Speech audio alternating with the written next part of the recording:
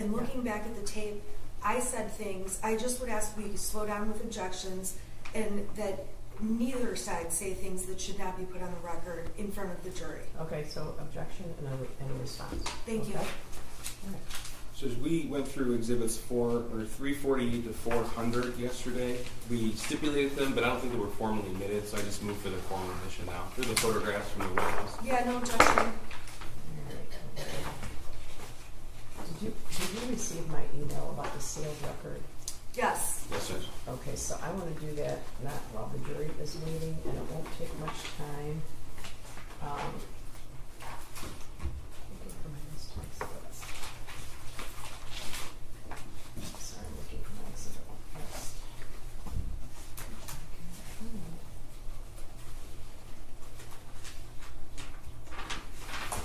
So, I'm sorry, Mr. Keese, you're moving for the admission of exhibit. There were 348 to 400. They were agreed upon by defense, but I don't think they were formally admitted by the court. I just want to make sure the record's clear. Yeah, I neglected to ask for their admission, Your Honor. Yeah, I think there was sort of an understanding. So 348 through 400, Ms. Smith, I need to. Yeah, I made no objection, and I did have down they were admitted, but either way, there's no objection. Okay, 348 through 400 are admitted. I have a lot of paper on my desk, so I suspect that's where my exhibit list is. Anyway, are you ready for the jury? I believe so. Yes. Who's the first witness? Lieutenant Willis. Lieutenant Willis? Okay. All right. Judge, we will be playing a portion of the Oxford High School surveillance video. I'll let the court know before Okay. to also inform the victims in the courtroom and so the media is aware. Yeah, the media's been very cooperative, so yeah, I'm sure the victims would like a heads up too. Of course. And Your Honor, on that exhibit, the court knows I've objected. The court's made a ruling. Can we just not move for objection in front of the jury so I don't have to tell them I've objected? We know it's admitted. Oh, you don't want to object? Are you saying you don't want to object in front of the jury? Yeah, because it's already been admitted. Oh, I understand. So your objection is noted for the record. Thank you. Okay. Ongoing objection to it. Right. Thank you. All right. All right, for the jury.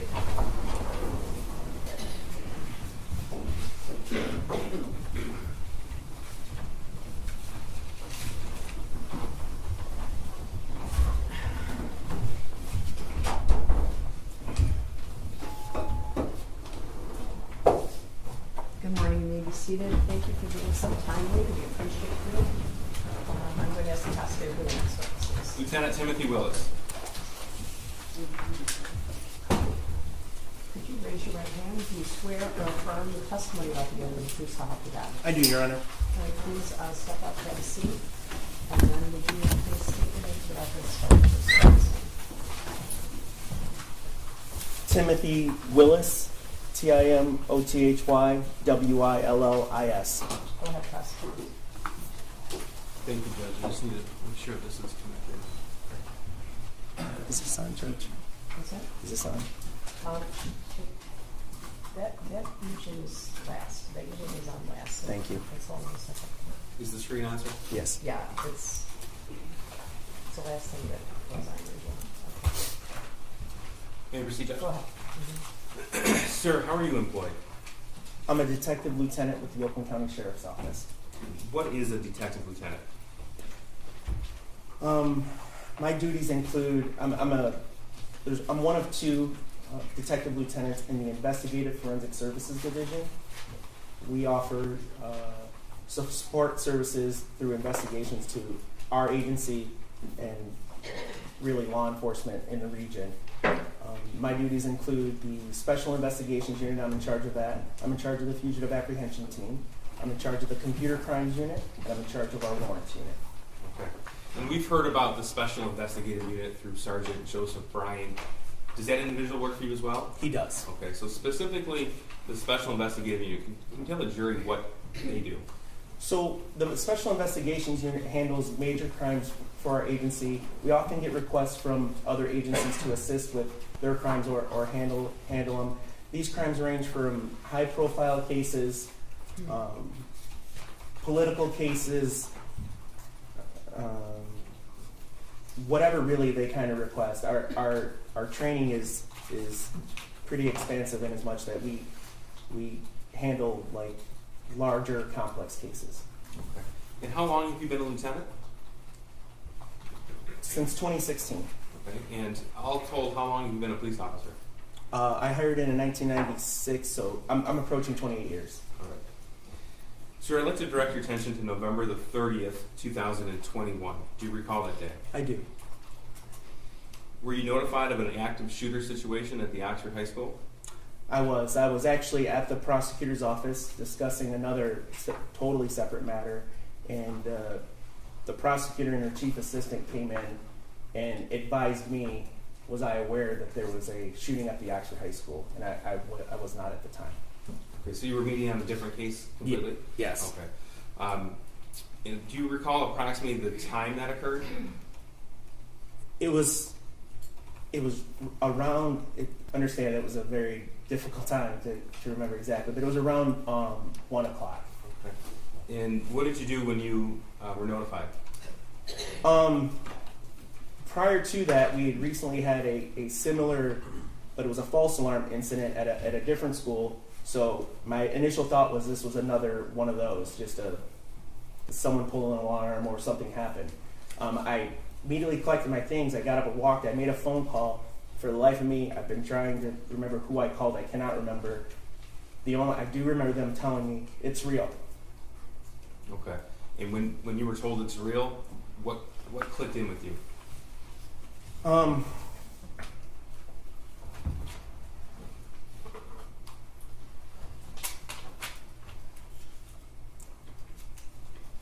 went downstairs.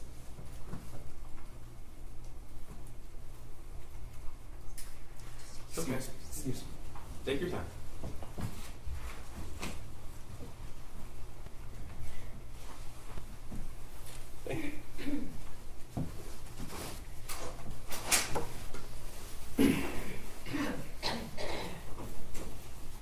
I went downstairs and immediately got in my car and went lights and sirens to the scene. Okay. When you say lights and sirens, what does that mean? My vehicle is an undercover vehicle for all intents and purposes, but it is equipped with lights and sirens to respond to different things. So, police term we call it coding. It's just like when you see cops racing to the scenes. It was very similar to that, except my car is an undercover type vehicle. Do you recall how long it took you to get there? It was somewhere within 20 minutes, I believe it was. Okay. Do you remember the drive at all? I remember portions of the drive to the scene. If you're familiar with the area, M24, Lapeer Road is the major route that we took to get there. It's the major road to get there, and it was completely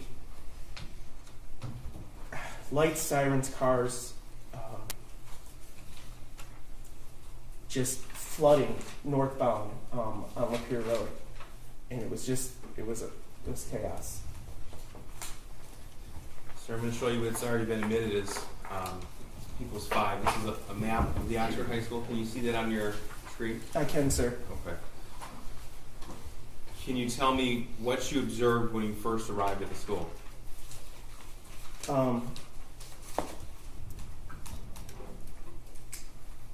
I observed when I came, there was students leaving the school. There was police officers flooding into the school. Emergency first responders. I know some of our people came right from their home address. It was I remember being shocked at, I live in a neighboring community, and I was just shocked that we have that amount of resources in a northern Oakland County school that quickly. Because I really moved to get there, and by the time I was there, people were just flooding that place. Do you recall where you went? First of all, let me ask you this: did you go inside the school? I did. Okay. When you went inside the school, what was the situation? I have no recollection of where I parked exactly, but I know I went in through the front office area. You can see on the right there where it says office. Okay. That entrance on the south there. Well, So this would be the main entrance to the school? yes. Okay. Captain Todd Hill, he was then a lieutenant, had already set up an incident command post, an interior post. Understand we had a perimeter all secured. We were securing all the doors, no one in and out unless you were law enforcement or emergency first responders. And we set up, because it was so cold that day, it wasn't ideal. However, the area where we were at, we determined to be relatively safe. So all of us responded to that area to start handing out our assignments. We refer to that as the interior command. Okay. So you said incident command, interior command. Tell us the difference. I'm sorry. So the interior command is just the location on the interior.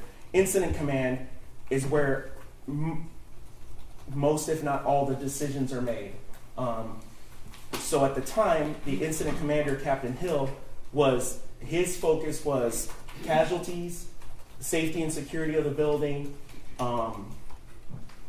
and searching for additional shooters. When I was driving to the scene, I do recall them saying, we were getting tips from, imagine being a civilian, or, driving around and seeing cars fly by you, hearing about a shooting, we got tips just flooded into our 911 center about, I think the shooter's in this car, I think the shooter's in this car. There's a man in a camouflage jacket running through the gravel pit. We think that's a shooter. So it was just, all we knew to do was go to the school first. We had no idea what else, if anything, was going on. So the exterior command was set up to, first to protect the school. The interior command was set up to handle the issues going on within the school that, for lack of a better term, were most known at that point. Okay. So you were a lieutenant at the time? I was. Okay. And at the time, you were also in charge of the special investigative unit? Yes, sir. You said Lieutenant, now Captain Hill was focused on the active scene, so Yes, sir. clearing and casualties, things like that? Okay, what was your focus then? So immediately upon entering the thing, I had a brief conversation with Captain Hill, advised that I would be handling the investigative portion of this, and we started then devising a plan, the best way that I could participate in the active investigation while the other stuff was going on. There was so many tips, if you will, social media tips coming in about this, that, and the other that, a lot of them certainly proved not to be true, but they had to be vetted. So, I could not just go in and start investigating the scene.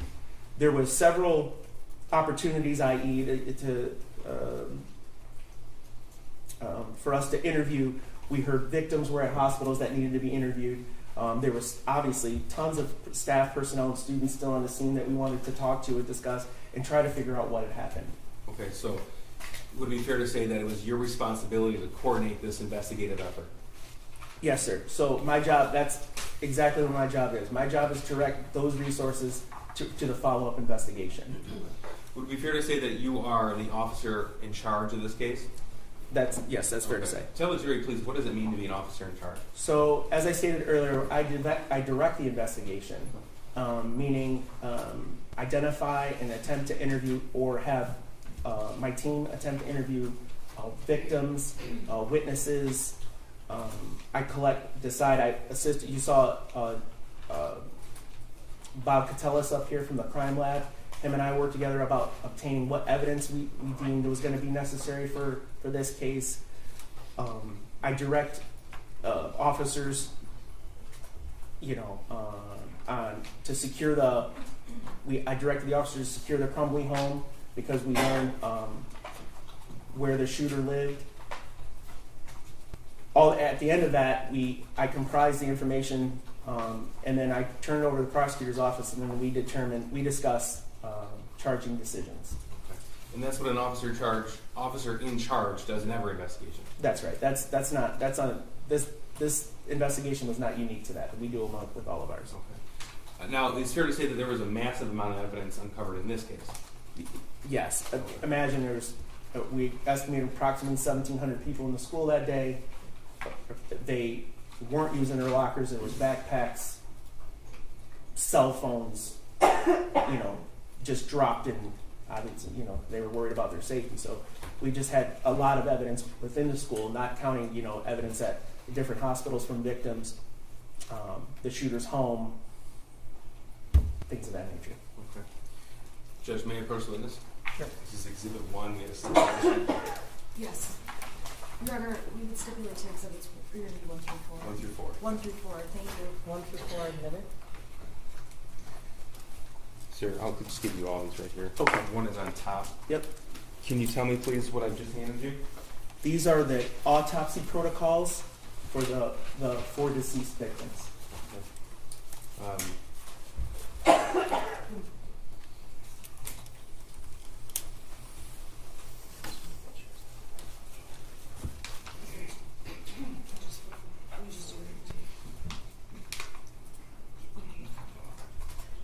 I just want to make sure that's all. Okay, thank you.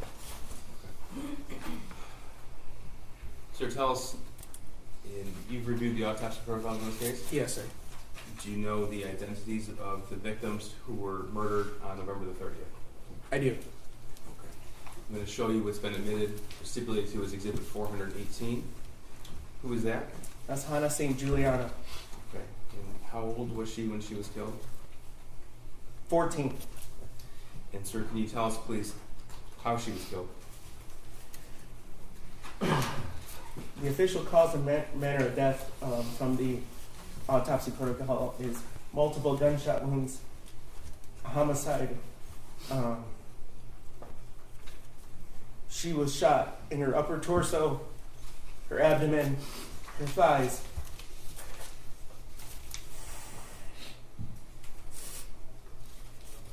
Could you refer to Exhibit 2? I'm sorry, and her left forearm.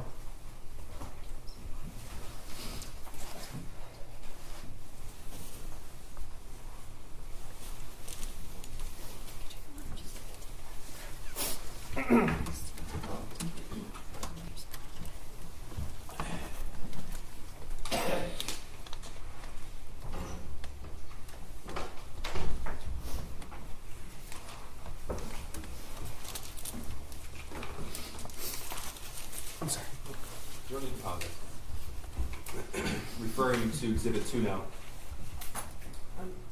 Lieutenant, can you tell me if you need, did I promote or did promote you, Lieutenant? Can you tell me if you need a break? Yes. Yeah. I'm Okay, sorry. just let me know, okay? Yep. Thank you.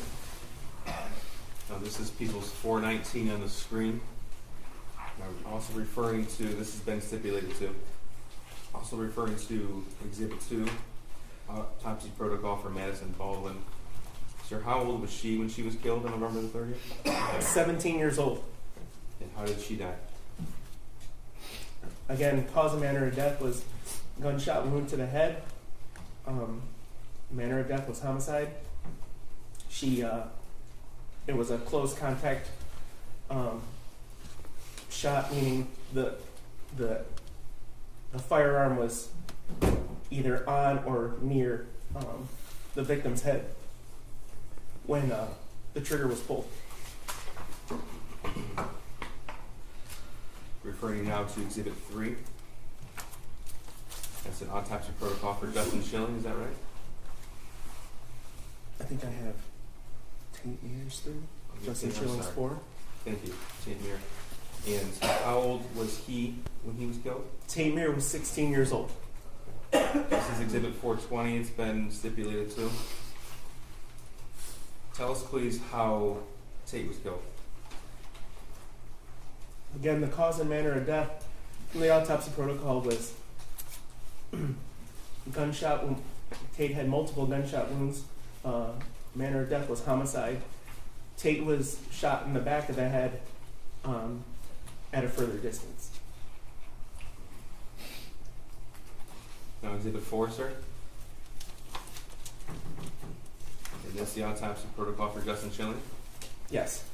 I'm showing what's been admitted Stipulated to for admission is People's Exhibit 421. Sir, is that Justin Schilling?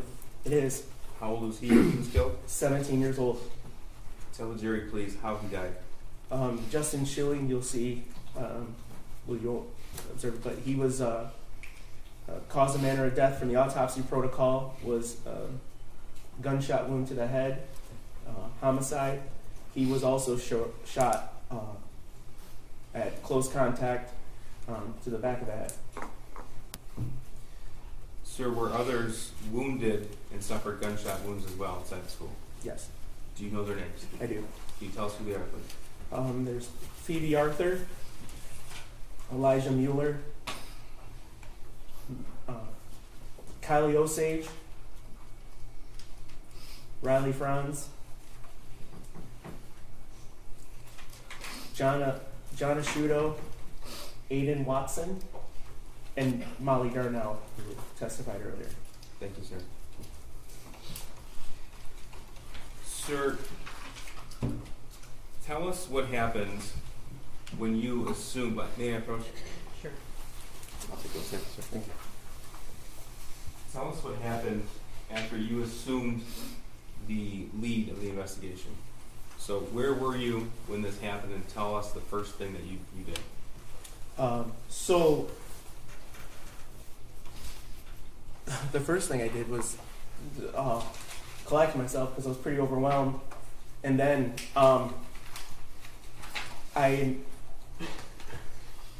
we were determining areas of the school were had searched, and we were getting kids to the reunification point, which is I think was testified to at the Meyer. As that was happening, I made an announcement that I was handling the investigation to the 100+ emergency first responders that were in that office area that we saw earlier. And I said, if you're an investigator, come see me. And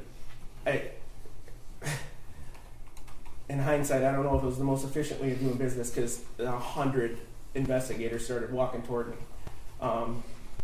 I've never obviously dealt with anything like that before, but partners from the ATF is where I met Special Agent Brandon. Officers and agencies to do certain aspects of this investigation? That's correct. They, for instance, Special Agent Brandon approached me with his partner, I believe, and said, do you have the registered owner of the murder weapon? And I said, at this point, no, I did not. He's like, I'll take, let me take some information off the gun. We'll handle that. We'll track that down for you. And he did that, and I saw him, or I heard from him a short time later, where he advised the gun was registered to James Crumbley. Okay. And you discovered that weapon was purchased on November the 26th, 2021 by Mr. Crumbley? That's right. Just a few days prior on the Black Friday before. Now, while you were on scene, did you come to learn the identity of the shooter? I did. And then was a decision made to secure the Crumbley family home? It was. The shooter was on his way to the Oxford substation. I directed a couple of my investigators, Sergeant Joe Bryan, who you saw, to attempt to interview him at the substation. In addition, now that we knew who the shooter was, I directed detectives from the Pontiac substation. Lieutenant Marsban kind of spearheaded that part, and to go to the shooter's home to look for any additional casualties.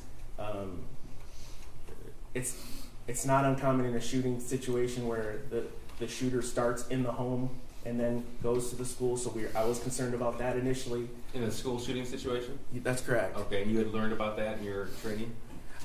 Yeah, and just by prior school shootings. Okay. It's certainly not uncommon for that to happen. And so you sent officers to that location, 112 East in Oxford? I did. All right. Now, at that time, was there a concern of explosives? Yes. So again, understand everything's happened very, very quickly. People started doing open source searches on the name, The name of whom? the shooter, Okay. and finding different things. And the internet is a very expansive place, as we all know. And there came a video from YouTube of him deploying a Molotov cocktail, which is essentially an accelerant in a bottle with some sort of ignition device, wick, if you will. You throw it, and when you throw it, it blows up, spreads, because the fuel inside it kind of spreads. So there's a YouTube video of that. There was also, and I'm sure we'll get to it, there was also a journal with written passages in it that described secondary devices, meaning, there was a concern, and again, at this point, I went back to Captain Hill and advised him, hey, look, there's a concern that there may be secondary devices in and around the school. Okay.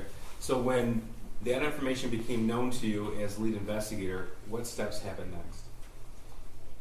So Captain Hill contacted the Michigan State Police bomb squad. While that was happening, I wasn't present for this, but it's my understanding a canine from the sheriff's office alerted, an explosives canine alerted on the backpack that was found in the bathroom the shooter exited prior to the shooting. So what does that mean, an alert? So the alert means that the dog detected some sort of explosive. Now, it could be a legitimate explosive, it could be a firearm, it could be ammunition, it could be something of that. Okay. So what was done to alleviate this threat? So, as I stated, Captain Hill called for the Michigan State Police bomb squad. They went in with a robot, and I have no expertise on how that works, but they determined that the bag was safe. Okay. Now, sir, you were obviously on the scene at the school on November the 30th, 2021. I was. And you became aware that the Oxford High School has a number of security cameras. That's correct. Okay. And as the officer in charge of the investigation, did you also interview witnesses or review witness statements? I did. Okay. As a result of that, did you learn the path the shooter took on Oxford on November the 30th, 2021? Yes, sir. So, can you tell us in what hallway and outside what room the shooting started? Yeah, from the map earlier, you saw the highlighted area. That's all commonly referred to in Oxford as the 200 hallway. There's a short hallway and then a longer hallway. The shooter exited the bathroom adjacent to room 258, and that's when the shooting began. Okay, I'm going to show you what's already been admitted as People's 12. What are we looking at here?